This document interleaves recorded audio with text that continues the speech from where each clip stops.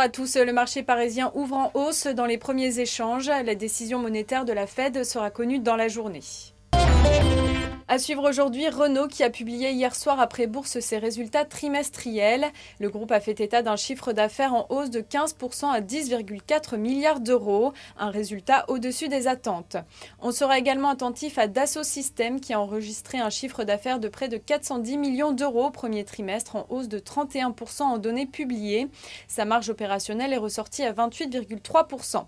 Et puis Nexans a également fait part de ses résultats sur les 3 premiers mois de l'année. Le groupe a réalisé un chiffre d'affaires de 1,7 milliard d'euros. Sa dette ressort à 307 millions d'euros contre 144 millions à la fin décembre, du fait notamment de la très forte hausse du prix du cuivre depuis le début de l'année.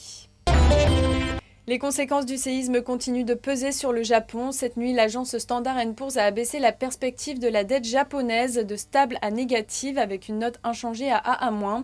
Cette décision signifie cependant que l'agence pourrait abaisser la note de la dette à long terme du Japon dans les 2 ans à venir en raison des coûts élevés de la reconstruction qui vont encore alourdir sa dette.